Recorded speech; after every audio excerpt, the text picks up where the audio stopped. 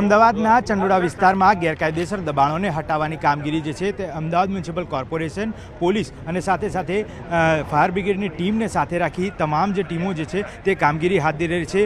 માનવામાં આવ્યું છે કેટલાક કુખ્યાત ગુનેગારો જે છે તે પણ અહીંયા આગળ ફાર્મ હાઉસ સહિત અન્ય મિલકતો ધરાવતા હતા, તેને પણ ગેરકાયદેસર બાંધવામાં આવી હતી ને તેને તોડી પાડવાની કામગીરી જે છે તે દ્રશ્યોમાં સ્પષ્ટપણે જોઈ શકાય છે કે અત્યારે હાલ પોલીસની હાજરીમાં ટોરન્ટ પાવર એટલે કે જે ટ્રાફિકની સાથે સાથે લાઇન ક્લિયર કરવા જે છે તે પણ ઇલેક્ટ્રિસિટી પાવર તે કટ કરી અને તમામ કામગીરી જે છે તે હાથ ધરવામાં આવી રહી છે। માનવામાં આવ્યું છે કે લગભગ 2 થી વધારે હજાર પોલીસ કર્મચારીઓની જે ટીમ જે છે તે અહીંયા તૈનાત કરવામાં આવી છે। લલ્લા બિહારી નામનો એક જે કુખ્યાત ગુનેગાર જે છે તે અત્યારે હાલ વોન્ટેડ માનવામાં આવ્યું છે। તેનું આ ફાર્મ હાઉસ હતું, ચંડોળા વિસ્તારમાં હતું અને તે ગેરકાયદેસર લોકોને સાથે રાખતો હતો અને તે જ તમામ પ્રવૃત્તિઓ સાથે જોડાયેલો હતો। જોઈ શકાય છે કે અત્યારે હાલ ટોરેન્ટ પાવરની ટીમ જે છે તે વીજ કનેક્શન કાપવાની સાથે સાથે તમામ પોલીસ અધિકારીઓને મદદરૂપ થઈ રહી છે। કેટલાક સમય સુધી આ જે કામગીરી જે છે તે ચાલશે તે તો અત્યારે હાલ નક્કી નથી, પરંતુ મહત્ત્વનું છે કે લાંબો સમય સુધી આ કામગીરી ચાલી અને 120થી પણ વધુ મકાનો જે ગેરકાયદેસર માનવામાં આવી રહ્યા હતા તેને તોડી પાડવાની કામગીરી હાથ ધરવામાં છે। ક્રાઇમ બ્રાન્ચના જેસીપી શરદ સિંઘલ આપણી સાથે છે, સીધી વાતચીત કરીશું। સર, લગભગ 120થી વધુ મકાનો ગેરકાયદેસર હોવાનું માનવામાં આવી રહ્યું છે, અત્યારે હાલ તોડી પાડવા માટે કેવા પ્રકારની કામગીરી? આ તોડવાની કામગીરી, દબાણ હટવાની કામગીરી કોર્પોરેશનની છે।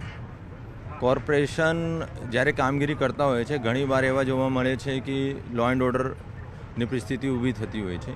આ પરિસ્થિતિ ઊભી ના થાય, કોઈ જાનહાનિ નું નુકસાન ના થાય એના માટે બધા પોલીસ અહીંયા હાજર છે।